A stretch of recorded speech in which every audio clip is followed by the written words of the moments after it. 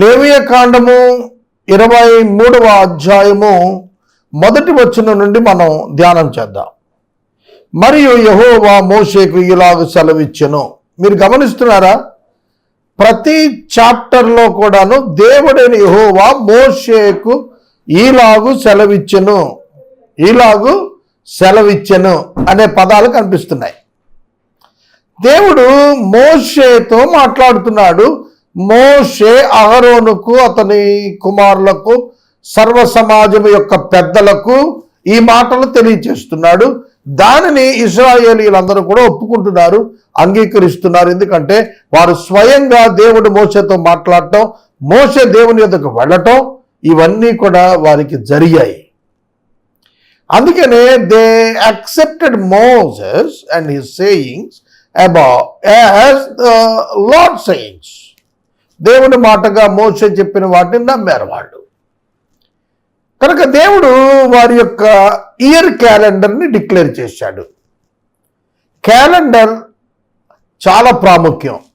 Events of calendar very important. నీ లైఫ్లో నీకు దేవుడు ఇచ్చిన ఇయర్లో బెస్ట్ డేస్, ఫెస్టివల్ డేస్ నీ క్యాలెండర్ని తెలియచేస్తాయి. నీవు పాటించేటువంటి పండుగలు, నీ శుభదినాలు, నీ ప్రాముఖ్య దినాలు, నీ ప్రయారిటీస్ అన్నీ కూడా ఆ డేస్ని బట్టే ఉంటాయి. తర్వాత ఆ ఈవెంట్స్ ఆఫ్ క్యాలెండర్ అది ఆ వ్యక్తి ఏమై ఉన్నాడు, ఆ జాతి ఏమై ఉంది, దాని స్టైల్ ఆఫ్ లివింగ్ ఏమిటనేది తెలియజేస్తుంది. మనం ఈ సెక్యులర్ కంట్రీలో, ఇండియాలో ఉన్నాము. మనకు కూడా క్యాలెండర్ ఉంది. మన క్యాలెండర్లో పండుగ దినాలు ఉంటాయి. జనవరిలో సంక్రాంతి పండుగ అని, ఏప్రిల్ మార్చిలో ఈస్టర్ పండుగ, అలాగే మే ఎండింగ్లో రంజాన్ పండుగ, అక్టోబర్ సీజన్లో దీపావళి పండుగ, క్రిస్మస్ డిసెంబర్లో, ఇట్లా ఒక క్యాలెండర్ మనకి ఇవ్వబడింది. దాన్ని బట్టి మన సెక్యులర్ కంట్రీ అని తెలుస్తుంది. ఎందుకంటే క్రైస్తవ, హైందవ, మహమ్మదీయ మతాలకు చెందిన పండుగలను ఈక్వల్గా మనం ట్రీట్ చేస్తాం. అందుకే వాటిని బట్టి మనం సెక్యులర్ కంట్రీగా తెలుస్తున్నాం. అలాగే ఇశ్రాయేలీయులకు దేవుడు కొన్ని పండుగలు ఇచ్చాడు. ఈ పండుగలు ఏమని తెలియచేస్తాయి అని అంటే వారి చరిత్రను వారికి జ్ఞాపకం చేస్తాయి. ఇశ్రాయేలు జనాంగం ఐగుప్తు దేశంలో 400 సంవత్సరాలు వాళ్ళు దాస్యములో ఉన్నారు కదా, దాని నుంచి విమోచించబడిన దినం పస్కా పండుగ. కాబట్టి పస్కా, ఎవ్రీ ఇయర్ పస్కా పండుగ వారి విమోచనను జ్ఞాపకం చేస్తుంది. ఆ తర్వాత వారు పులియని రొట్టెలను ఆచరిస్తారు. ఎవ్రీ ఇయర్ వారు పులియని రొట్టెలను తిన్నారు. 40 ఆ యొక్క వారు ఐగుప్తు నుంచి వచ్చినప్పుడు వారు పిసికినటువంటి పిండి తొట్లలో ఉండగా అలాగే తీసుకొచ్చేసారు. దాన్ని బేక్ చేయకుండా తీసుకొచ్చారు. కాబట్టి దాన్నే తిన్నారు వాళ్ళు. అదొక లైఫ్ మెమరీని అది జ్ఞాపకం చేస్తుంది అన్నమాట. ఆ తర్వాత మనకు ఈ గుడారాల పండుగ ఉందనుకోండి. అది దేన్ని జ్ఞాపకం చేస్తుంది? వారు అరణ్యయాత్రలో టెంట్ మేకింగ్ చేసుకొని ఉన్నారు కాబట్టి అది జ్ఞాపకం చేస్తుంది. అంటే వాళ్ళు 40 ఇయర్స్ అరణ్యయాత్ర చేశారు వాళ్ళు. కాబట్టి వాళ్ళు త్వరగా తింటూ ఆ గుడారంలో ఉంటూ వాళ్ళు ఆనాటి దినాలు జ్ఞాపకం చేసుకునేవాళ్ళు. అలాగే జాతీయ ప్రాయశ్చిత దినం, జాతంతటికి ఉపయోగపడేటువంటి పాప క్షమాపణ కొరకని ఎటోన్మెంట్ డే, అది ప్రాయశ్చిత దినం. అలాగే బోరల పండుగ. ఈ విధంగా మనం చూస్తే ప్రతి పండుగ కూడా వారి యొక్క చరిత్రను వారికి జ్ఞాపకం చేస్తుంది. ఇప్పటికీ కూడా ఇశ్రాయేలు దేశంలో ఇవి ఆచరిస్తూ ఉన్నారు. ఇప్పటికీ కూడా ఐగుప్తులో వారి పితరులు జీవించిన కాలంలో వారికి విశ్రాంతి లేదు. అందుకే ప్రభు వారికి విశ్రాంతి దినాన్ని ఏర్పాటు చేశాడు. అది యూదులకు మాత్రమే ఏర్పాటు చేశాడు. విశ్రాంతి దినాచారము 4వ ఆజ్ఞగా 10 ఆజ్ఞల్లో పెట్టాడు దేవుడు. Compulsory, mandatory for them. ఎందుకంటే వాళ్ళకి ఒకప్పుడు విశ్రాంతి తెలియదు. అందుకే వారు విశ్రాంతి దినం అంటే ఏంటో తెలుసుకోగలిగారు. తర్వాత ఆ విశ్రాంతి దినం ఇజ్రాయేల్ దేశంలో అక్కడ పనిచేస్తున్న దాసులకు కూడా విశ్రాంతి దినంగా వర్తింపజేయటం ద్వారా విశ్రాంతి దినం యొక్క అవసరత, ప్రాముఖ్యత, ప్రాశస్యత యూదులకు తెలిసేటట్టుగా చేశాడు. అది వారి చరిత్ర. కనుక ఈ పండుగలు తేలిగ్గా తీసుకోవద్దు. ఇవన్నీ కూడా ఆ దేశం యొక్క చరిత్రను మనకు జ్ఞాపకం చేస్తూ వారి యొక్క క్యాలెండర్ ఆఫ్ ఈవెంట్స్ ద్వారా వారి యొక్క ఆ నేషన్ ఎట్లాంటిదో మనం అర్థం చేసుకునేట్టుగా ఉపయోగపడుతుంది. వీటిల్లో నుంచి మనం ఏం తీసుకోవాలి యాజ్ ఎ క్రిస్టియన్, ఒక క్రైస్తవునిగా? ఈ 8 పండుగలు క్రైస్తవుడికి రిలేట్ అవుతాయా? ఫిజికల్గా ఏవి రిలేట్ కావు. పస్కాకి క్రైస్తవుడికి సంబంధం ఏమన్నది? గుడారాల పండుగకి క్రైస్తవుడికి సంబంధం ఏముంది? బోర్ల పండుగకి క్రైస్తవుడికి సంబంధం ఉంది. అయితే వాటిలో ఉన్న నియమాలు, లెసన్స్ ఉన్నవే, అవి స్పిరిచువల్ అప్లికేషన్లో వినియోగపరచుకోవచ్చు. పస్కా ఉందనుకోండి, పస్కా పండుగ చెర విడుదల, డెలివరెన్స్ ఫ్రమ్ ఎక్సైల్, బాండేజ్, స్వతంత్రులు అవటం, ఇది రక్షణ దినానికి సూచనగా కనబడుతుంది. పాపము నుంచి, అపవాదు నుంచి విడిపించబడటం అనేది చూశారు. అది ఒక్కొక్క వ్యక్తి జీవితంలో ఒక్కొక్క రోజు అవుతుంది. వాళ్ళకైతే మొదటి మాసము 14వ దినం పస్కా యూదులకైతే, కానీ మనలో నాకొక రోజు పస్కా, మీకొక రోజు పస్కా. ఎందుకంటే మీ రక్షణ దినం వేరు, నా రక్షణ దినం వేరు. యేసుక్రీస్తు ప్రభు పస్కా పండుగ రోజునే శిలువ మీద పస్కా బలి పశువుగానే చనిపోయాడు. ఆయన యేసుక్రీస్తు ప్రభు పస్కా బలి పశువుగా మారాడు. కనుక రక్షణ మనం ఎప్పుడు పొందితే అదే మనకు పస్కా పండుగ. కనుక మనం రక్షకుడిని జ్ఞాపకం చేసుకునే దినం అన్నమాట. అది విడుదల జ్ఞాపకం చేసుకునే దినం. అలా మనం లెక్కించుకుంటే ప్రతిదానికి కూడా ఒక ఆత్మీయ అర్థాన్ని జోడించుకుని దాని చేత మన ఆత్మీయ జీవితాన్ని క్రమబద్ధీకరించుకోవటం, అభివృద్ధి చేసుకోవటం అనేది మన క్రైస్తవులుగా మన విధి. చూడండి, దేవుడు నియామక కాలాలు వాళ్ళకి ఇచ్చాడు, మనకు కాదు, క్రైస్తవులకు కాదు, యూదులకు ఇచ్చాడు. అది కంపల్సరీ వాళ్ళు పాటించాలి. ఈ కాలముల యందు మీరు పరిశుద్ధ సంఘాలుగా కూడాలి. ఇవి నియామక కాలములు. సమాజముగా కూడుకొనటం మానవద్దని పౌలు గారు చెప్పాడు. ఎందుకంటే ఫెలోషిప్లో ఉన్నటువంటి ఫ్రాగ్రెన్స్, ఫలభరితమైనటువంటి స్థితి, పరిమళభరితమైన స్థితి క్రైస్తవులు సంఘారాధనలతో అనుభవిస్తున్న వారే. కనుక పరిశుద్ధ సంఘాలుగా కూడటం అనేది కంపల్సరీగా పెట్టాడు ఆ పండుగల రోజున. Fellowship is more important. అది దేవుని యొక్క ఉద్దేశం. కనుక క్రైస్తవుడు క్రీస్తు యొక్క శరీరంలో భాగమై ఉన్నాడు కనుక ఒకటికి ఒకటి దూరంగా లేడు. భౌతికంగా దూరంగా అనిపించినా క్రీస్తునందు ఏకమై ఉంది క్రైస్తవ సంఘం విశ్వవ్యాప్తంగా. దీన్ని మించినటువంటి ఆర్గాన్ ఇంకోటి లేదు ప్రపంచంలో. The most powerful organ is the church of Christ. యేసుక్రీస్తు యొక్క సంఘం ఉంది. అది బలమైనటువంటి ఒక మహోన్నతమైనటువంటి బలమైన ఒక అవయవం. అది శరీరం అనేటువంటిది, క్రీస్తు శరీరం. కాబట్టి మనం ఐక్యముగా ఉండుటకు, కూడుకొనుటకు ప్రాధాన్యత ఇవ్వాలి. ఇక 3వ వచనం నుండి చూడండి, 6 దినములు పని చేయవలెను, 7వ దినము విశ్రాంతి దినము. వారము 7వ దినం, వారానికి ఆఖరి రోజు 7th డే, సాబత్ డే. అది పరిశుద్ధ సంఘపు దినము. అందులో మీరు ఏ పని అయినను చేయకూడదు. మీ సమస్త నివాసముల యందు అది యెహోవా నియమించిన విశ్రాంతి దినము. బైబిల్ గ్రంథంలో వ్రాసింది అక్షరం కనుక ఇది నువ్వు పాటించాలంటే. అయితే మనం గుర్తెరగాల్సింది ఏంటంటే అది ఏ సమయము కొరకు, ఏ వ్యక్తుల కొరకు చెప్పబడింది. దాని యొక్క పరిధి యొక్క డివిజన్ ఎక్కడ వరకు ఉంటుంది. మీరు చూడండి, ధర్మశాస్త్ర కాలం అని ఉన్నది. మోషే ధర్మశాస్త్రం తీసుకొచ్చినప్పటి నుంచి యేసుక్రీస్తు ప్రభు శిలువ వరకు ఉన్న కాలం అన్నమాట. ఆ పీరియడ్లో అప్లై అయ్యేటువంటి వచనాలు వేరున్నవి, సంఘకాలంలో అప్లై అయ్యేటువంటి ఆచార వ్యవహారాలు వేరే ఉంటాయి. కానీ ఇప్పటికీ చాలామంది బైబిల్ గ్రంథాలు ఇది రాసింది కనుక ఇది మీరు పాటించాల్సిందే అని చెప్పి తీసుకుంటారు.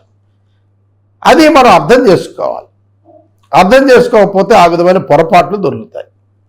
6 దినములు పని చేయాలి, 7వ దినం విశ్రాంతి దినం. ఇది ప్రపంచమంతా పాటిస్తోంది వాళ్ళ, ఒక యూదులే కాదు. యూదులైతే పర్టికులర్గా 7th డే సాటర్డే సాబత్ డేగా భావిస్తారు. చర్చ్ ఆఫ్ జీసస్ క్రైస్ట్ సండేని పాటిస్తారు విశ్రాంతిగా. మహమ్మదీయులు శుక్రవారాన్ని పాటిస్తారు.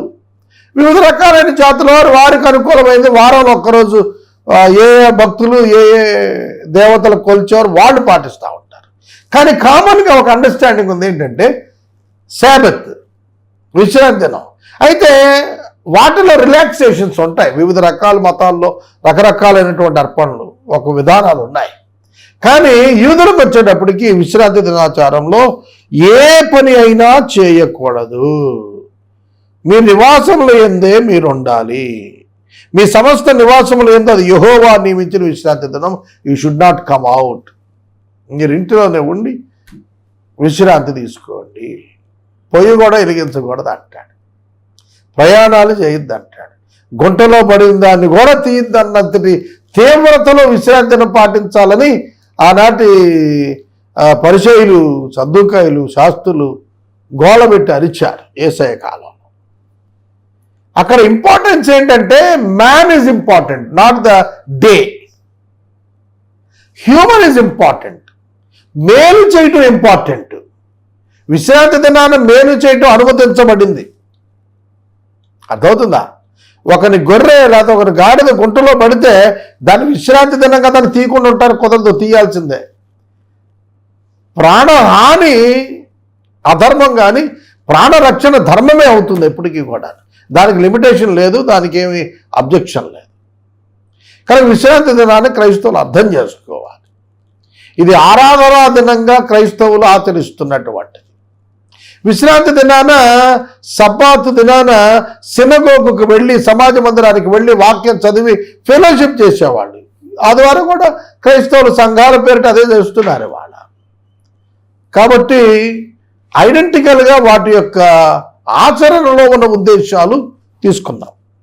ఇక 4వ వచనం నుంచి నియామక కాలాల విషయంలో మీరు చాటించవలసిన పరిశుద్ధ సంఘ దినాలు ఇవి.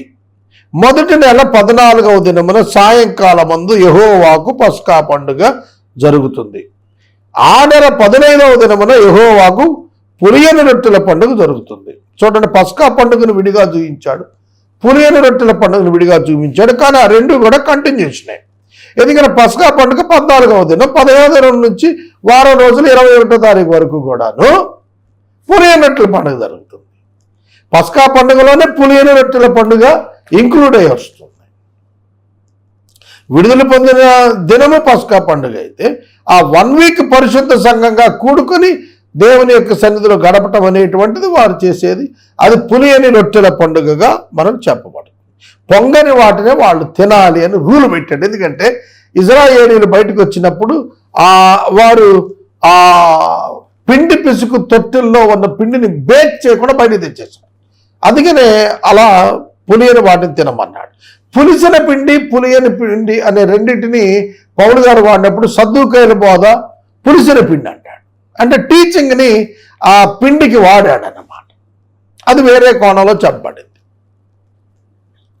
7వ వచనం, మొదటి దినమున మీరు పరిశుద్ధ సంఘంగా కూడాలి, జీవనోపాధి పని ఏ పని చేయకూడదు. 7 దినములు మీరు యెహోవాకు హోమము అర్పణ ఇవ్వాలి.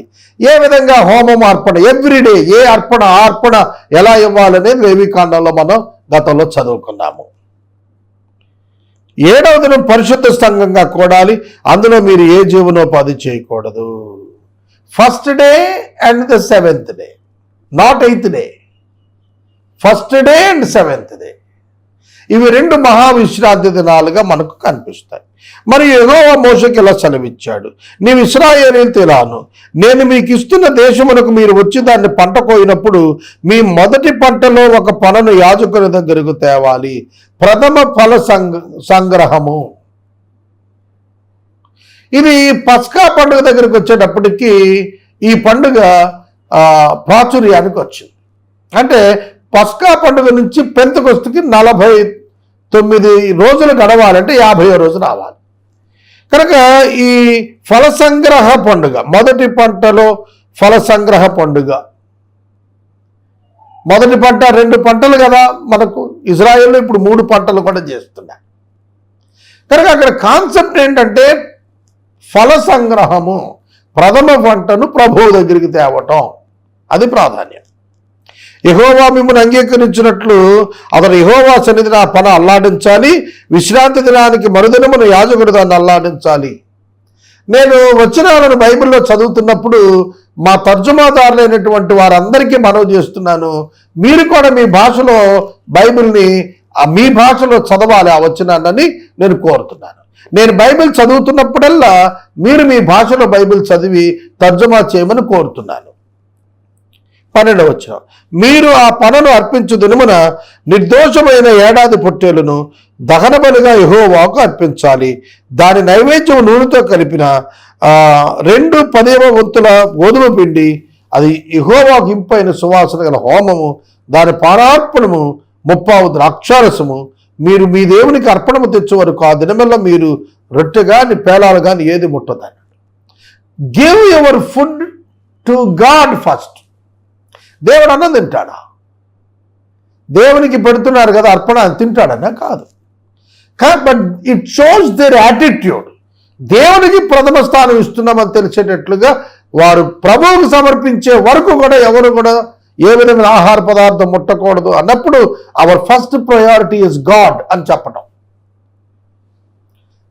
ఇది మనకు తరతరాల కట్టడగా, వారికి నిత్యమైన కట్టడగా యూదులకు మాత్రమే దేవుడు తెలియజేశాడు. 15వ వచనం నుండి పెంతెకొస్తు పండుగను గురించి మనకు 21వ వచనం వరకు కూడా రాస్తూ వచ్చాడు. ఇది 7 వారాలు పస్కా తర్వాత వచ్చేది. మీరు విశ్రాంతి దినానికి మరనాడు మొదలుకొని, అనగా అల్లాడించు పరను మీరు తెచ్చిన దినం మొదలుకొని 7 వారాలు లెక్కించాలి. లెక్కకు తక్కువ కాకుండా 7 వారాలు ఉండాలి. 7వ విశ్రాంతి దినం మరుసటి దినం అనగా 50వ దినాన్ని లెక్కించి మీరు కొత్త ఫలముతో నైవేద్యం అర్పించాలి. కొత్త ఫలముతో నైవేద్యం అర్పించాలి. పెంతెకొస్తు పండుగ నాడు క్రొత్త నిబంధన సంఘం ఆవిర్భవించి దేవునికి ప్రథమ ఫల అర్పణగా అర్పించబడింది. 7వ విశ్రాంతి దినపు మరుసటి దినం మీరు 50 దినాలు లెక్కించి యెహోవాకు కొత్త ఫలంతో నైవేద్యం అర్పించాలి. 16వ వచనం చదివాను నేను.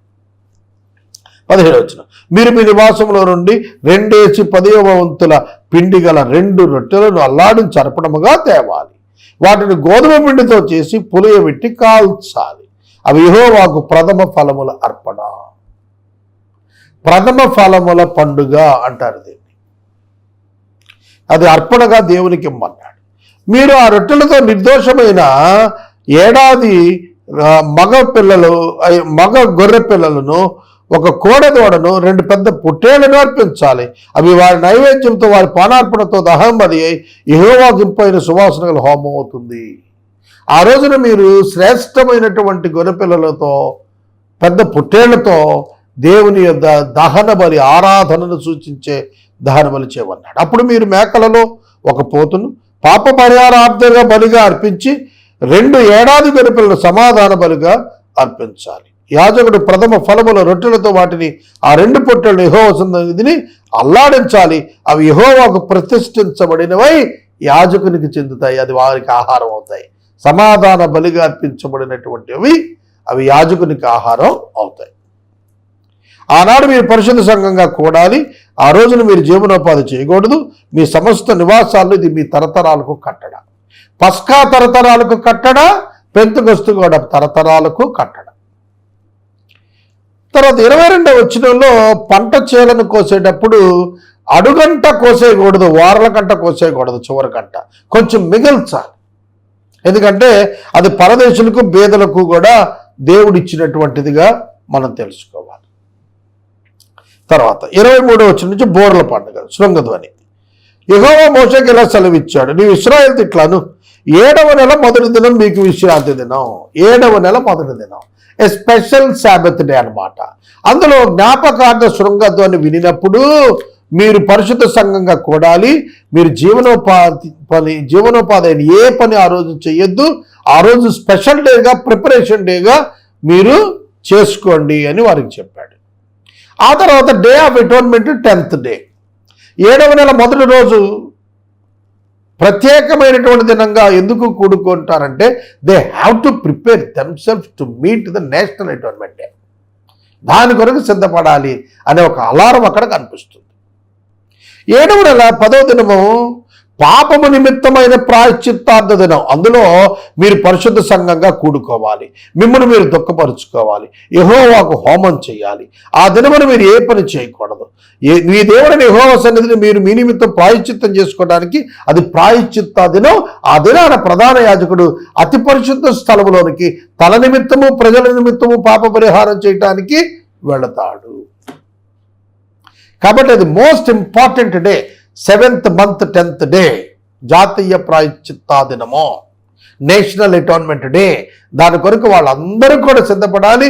The whole nation has to participate. ఆ దినాల్లో ఏ పని చేయకూడదు. అలా పని చేసిన వాడిని కొట్టివేస్తాడు, సమాజంలో నుంచి దేవుడు నాశనం చేస్తాడన్నాడు. అందులో మీరు ఏ పని చేయవద్దు. అది సమస్త నివాసాల తరతరాలకు నిత్యమైన కట్టడ. అది మహావిశ్రాంతి దినం, హైడే. హైడే అంటే స్పిరిచువల్ హైడే. శాబత్, హైడే శాబత్ అంటారు దాన్ని.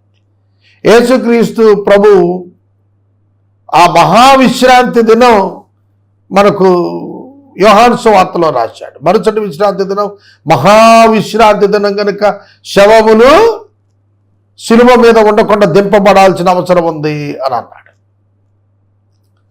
అలా అక్కడ మహావిశ్రాంతి దినాన్ని గురించి మాట్లాడాడు. మహావిశ్రాంతి దినం అంటే ఇది high day, not a regular sabbath, it is a special sabbath అని అర్థం. మిమ్మల్ని మీరు దుఃఖపరుచుకోండి. జాతీయ ప్రాయశ్చిత్త దినాన ప్రతి వారు దుఃఖపడాలి, పశ్చాత్తాపడాలి, తమ పాపమును గురించి ఏడ్చి ప్రభు సన్నిధిలో మొరపెట్టుకోవాలి, ప్రభువా క్షమించని. సాయంకాలం వరకు మీరు విశ్రాంతి దినం ఆచరించాలన్నాడు. తర్వాత ఇక్కడికి మనం 7 పండుగలు చూసాం. ఇక ఆఖరిది గుడారాల పండుగ అతి ప్రాముఖ్యమైనది. This is the 3rd one. ఇజ్రాయేలీయులు 40 సంవత్సరాలు గుడారాల్లో జీవించారు. అందుకనే వాళ్ళు ఆ గుడారాల పండుగ, పర్ణశాలల పండుగ ఆచరించేవాళ్ళు. గుడారాల పండుగ అన్నా పర్ణశాల పండుగ అన్నా ఒకటే. ఇశ్రాయేలీయులతో ఇలాను 7వ నెల 15వ దినం మొదలుకొని 7 దినాల వరకు యెహోవాకు పర్ణశాల పండుగ ఆచరించండి. వాటిలో మొదటి దినమును మీరు పరిశుద్ధ స్థలంగా కూడాలి. ఆ రోజున జీవనోపాధి అయిన ఏ పని చేయకూడదు.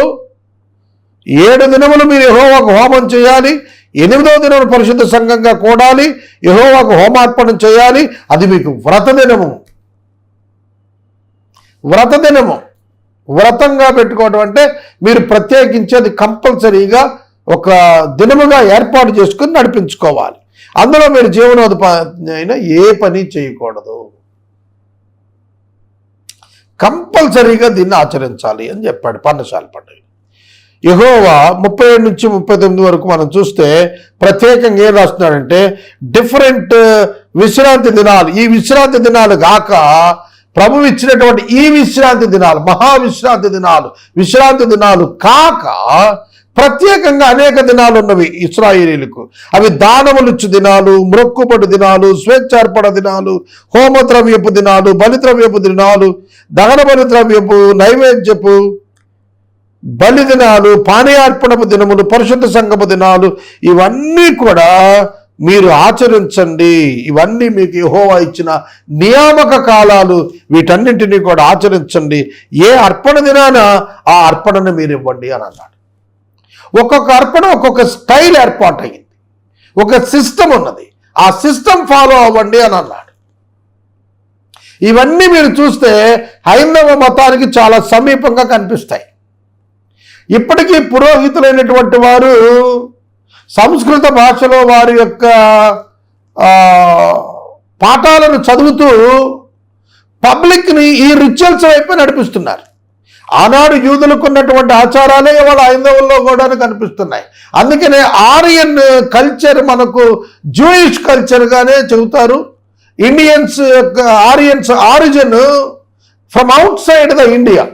సమాజంలో భారతదేశం బయట నుంచి వచ్చిందనేది పెద్ద వాదన. కంచె ఐలే అనేటువంటి ప్రొఫెసర్ దాని మీద ఓపెన్గా మాట్లాడాడు.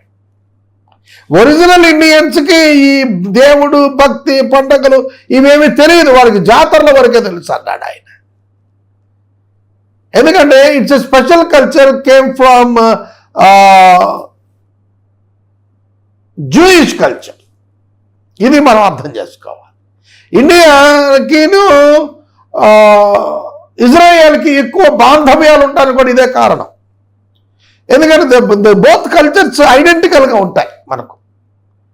కనుక నేను మనం ముగిస్తున్నాను ఈ అధ్యాయాన్ని.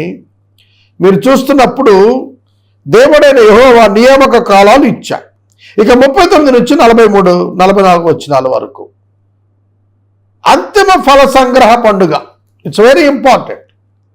అంతిమ ఫల సంగ్రహ పండుగ అంటే ముగింపు కోత పండుగ అన్నమాట. ప్రథమ కోత పండుగ, ప్రథమ ఫల సంగ్రహాల పండుగ, ముగింపు ఫలాల అనుగ్రహించేటువంటి పండుగ. అయితే 7వ నెల 15వ దినాన భూమి పంటను కూర్చుకుని 7 దినములు యెహోవాకు పండుగ ఆచరించాలి.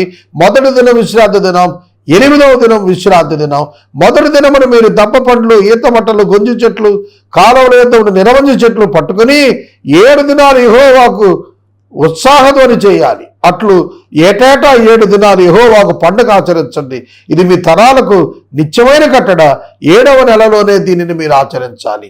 7వ నెలలోనే మొదటి దినం శృంగ ధ్వనుల పండుగ, బోరల పండుగ. 10వ దినం జాతీయ ప్రాయశ్చిత్త పండుగ. 15వ దినాన ఈ అంతిమ ఫల సంగ్రహ పండుగ. ఈ 3 పండుగలు కూడా 7వ నెలలోనే వస్తాయి. పర్ణశాలల పండుగ అంటారు దీన్ని. మీ జనులు ఎరుగునట్లు 7 దినాలు పర్ణశాలలో ఉండండి. ఇశ్రాయేలులో పుట్టిన వారందరికీ ఆజ్ఞ ఏమిటంటే పర్ణశాలలో ఖచ్చితంగా వాళ్ళు ఎవ్రీ ఇయర్ 7 days నివాసం చేయాలి. ఎందుకంటే to remember their forefathers life in the wilderness. అరణ్య యాత్రలో వారి పితరులు ఏ విధంగా ఉన్నారో జ్ఞాపకం చేసుకుంటూ వారి విమోచకుణ్ణి, వారి రక్షకుణ్ణి, వారి దేవుణ్ణి వారు జ్ఞాపకం చేసుకోవడానికి ఇవన్నీ చేయాలి అని చెప్పబడింది. మోషే ఇశ్రాయేలీయులకు యెహోవా నియామక కాలాలు తెలియచెప్పాడు. This teaching was given by Moses to all the nation Israel.